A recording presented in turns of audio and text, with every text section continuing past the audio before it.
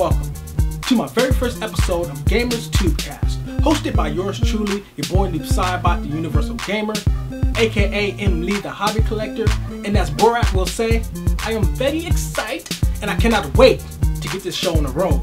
As you can see, I got a nice little setup. Took me about an hour and a half to set up everything, camera, tripod, background, everything, and then probably like 5 or 6 hours to edit this video, but it's very worth it for all my fans out there that have been waiting for my Universal Gamer updates, but now I changed it to Gamers Tubecast, and I'm ready! So let's go. With my first segment, which is Step Your Game Up. And I have recently stepped my game up with 5 games. The first game on the list is Renegade Ops. Got it for free on PS3 with PlayStation Plus. And I'm very enjoying this game, and I will be talking about this game more inside this in particular Universal Gamer update. Number 2, The Walking Dead, the video game. Got this game for free also on PlayStation Plus, episode 1 and 2, and I purchased episode 1 on Xbox 360 for 800 Microsoft points. Number 3, New Super Mario Bros. 2 for the 3DS. Did an unboxing of this game, a little bit of gameplay. This game is very good. Another Super Mario game added on to the collection. I'm loving it. As you can see, I got the t-shirt on, so I'm repping that Mario. Got Mario back there chilling in the background, so yeah, representing that M. That Mario, boy. Number 4, Minecraft. I've been having fun on Minecraft. Ever since I played the freaking trial version, I've been addicted. So I brought the full game, been building me a whole arsenal of cities and towns and all kind of stuff. And I got the Xbox 360 version. Xbox 360 version. I do have a gaming PC, but I decided to get it on Xbox 360 first, so I can share with all my friends, and you know, I got more friends and stuff. There's a lot more people that play on Xbox than on PC. You gotta have a server, you know, on PC, but you know, I'm gonna get the PC version, buy me a server, and you know, everybody can join and have fun on the PC version as well as the Xbox 360 version, you know. But anyways, number 5 is Left 4 Dead Coldstream downloadable content for Left 4 Dead 2, which adds all the rest of the Left 4 Dead 1 maps, all the mutations from Left 4 Dead 2. It adds all the special infected zombies onto the Left 4 Dead 1 maps and everything. So I've been playing this in particular downloadable content on PC. Got it free on PC. Of course, everybody knows through Steam it's free, or through Valve it's free on PC. You know, if you got the game and you just download it, you get Coldstream free, you get all the little app maps and everything. But I decided to download it for Xbox 360 as well. It wasn't that much, and it was very worth the buy. Segment number 2, buy it or try it. Inside this particular segment, I got 2 games to, you know, talk about if you should buy it or should you rent it with Blockbuster, if there is any Blockbuster still around. I know there's not where I live at. Or should you GameFly? That's pretty much what this segment is about. First game on the list is New Super Mario Bros. 2 for the 3DS. Should you buy it or try it? I say buy it because, you know, this game has a lot to offer, and any Super Mario fan from back in the days, even new school Super Mario fans should love this game. So I say buy it. Next game, Resistance Burning Skies for the PS Vita. This game has got so many mixed reviews, got more bad reviews than it got good reviews. You guys know my review. I gave it a good review. I like the game. The game is the first-person shooter game on the PS Vita. I say it's worth the buy because it has the online multiplayer. Even though it's 4-on-4, I still say it's worth the buy because name any other game that has a 4-player online multiplayer that's on a handheld. That's pretty much a handheld. I know you're gonna say some games on an iPad and stuff like that, but I'm talking about a game console in the palm of your hand with 2 analog sticks, top bumpers and stuff for shooting and stuff like that and aiming. You know, I think that game is worth the buy. I think you should support the very first game that supports the first-person shooter on the Vita. So I say both of those games are worth the buy, and we're gonna move it over to my next segment. Next segment, spit game. And I got one game to spit to you guys about, and that game is pretty much the shirt I got on right now, New Super Mario Bros. 2 for the Nintendo 3DS. This game, like I said, is worth the buy. Collecting coins gets very addictive. Brings a lot of nostalgic moments from Super Mario Brothers for the Nintendo, Super Mario Brothers World, or Super Mario World for the Super Nintendo, and Super Mario Brothers 3. Animations are great. The game soundtrack is great, like always. There's also a lot of hidden areas in the game, coins to collect, and secrets to find, which makes the game worth a second playthrough. And not just that, the new power-ups inside this particular game turns the table and adds a new way to play a Super Mario game once again.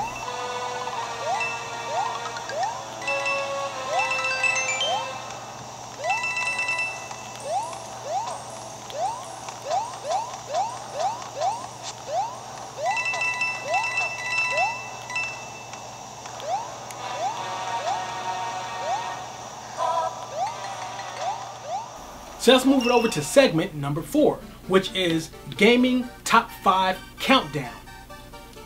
Inside this Gaming Top 5 Countdown, I'll be counting down the top 5 vehicle-based top-down shooters of all time.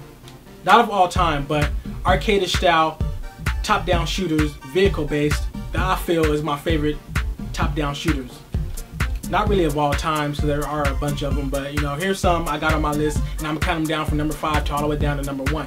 At number 5, Assault Heroes.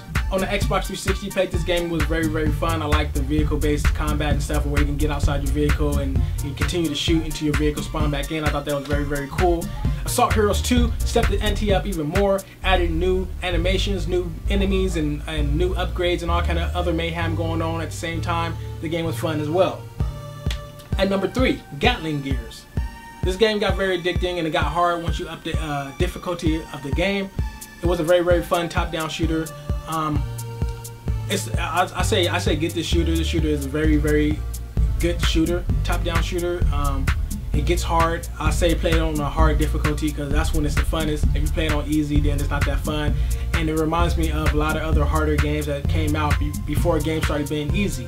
Like you'll do a boss fight, and you think the boss fight is over, and then next thing you know, the boss is transformed into something else, and now you got a major boss fight, and then you think it's over again, then the boss then did something else. So that's what was good about the game as well. Number 2, The Outfit.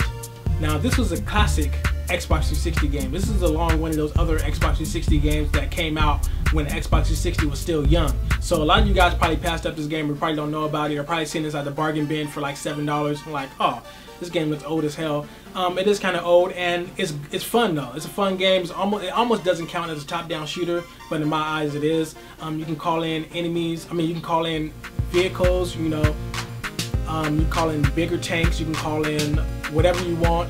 It's fun. It's fun. 2-player co-op and everything. It has also 2-player versus mode. It's kind of like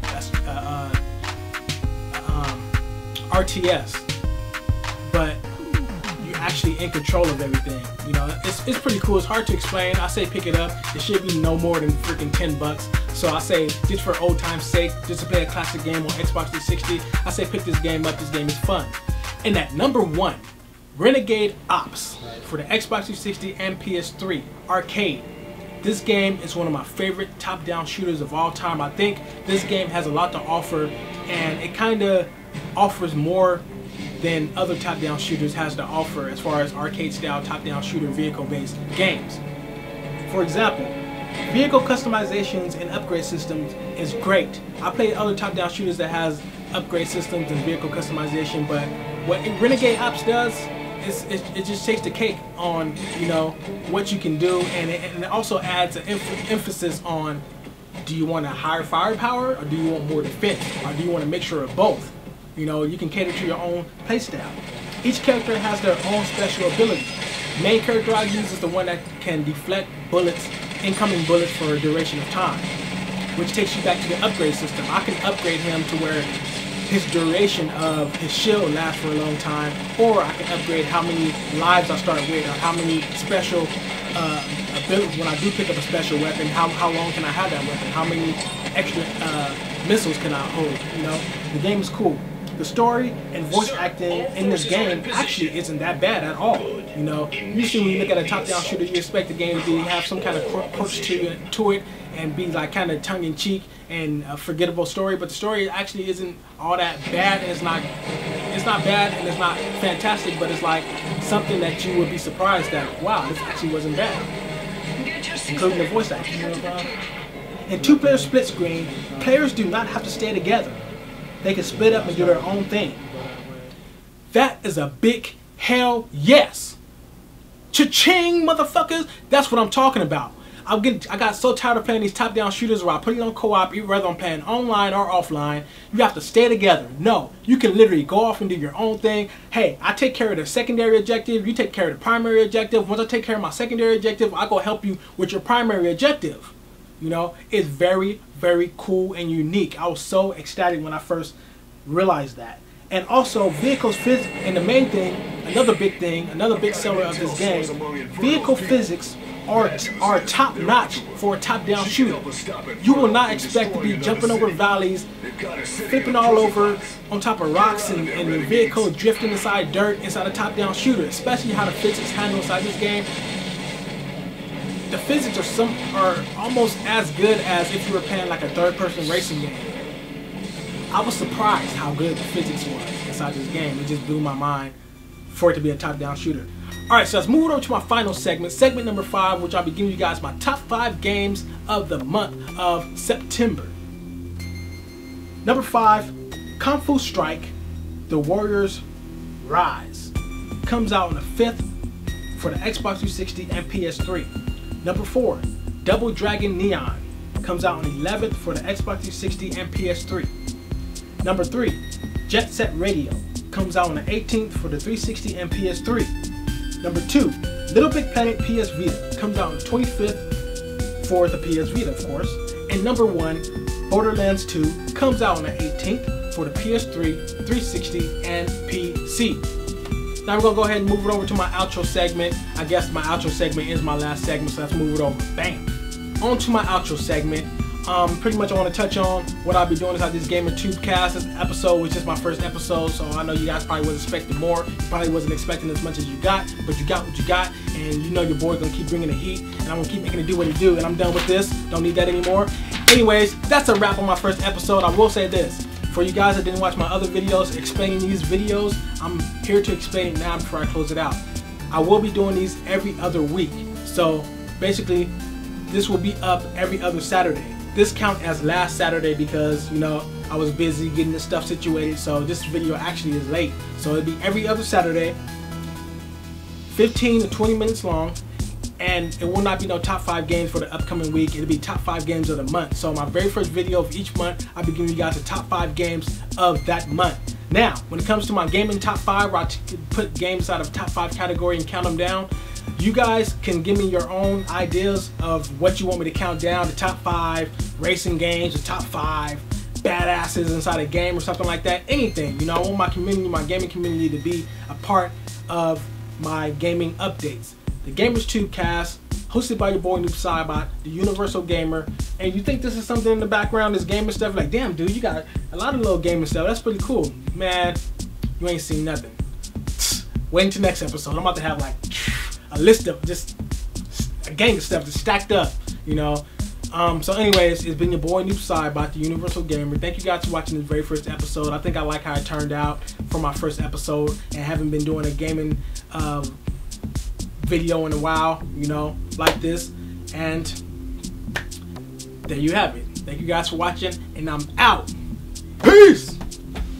Oh, and almost forgot to mention that usually I have a gaming news segment. That's when I talk about, you know, news that has been spread around inside the gaming industry and stuff like that. I didn't put one in here inside this episode because I was so busy focusing on everything else, and it wasn't really that much gaming news that's been circling around, and all the gaming news that has been circulating the webs and stuff like that, and everywhere else, it's already been talked about and done with and stuff like that. But I will mention that new Metal Gear trailer. A lot of you guys are confused about what's going on with that. I understand about 75% of it. You know, basically it has something to do with Metal Gear Solid Peace Walker mixed with a little bit of some other Metal Gear games. I'm not gonna say what's going on. That's for you to figure out. If you're a true Metal Gear fan, then you shouldn't be scratching your head that much, you know, because I'm still scratching my head 25%, but 75% of me know what's going on, and that game's coming out on next gen consoles. So that's what I believe. Mark my words. Peace.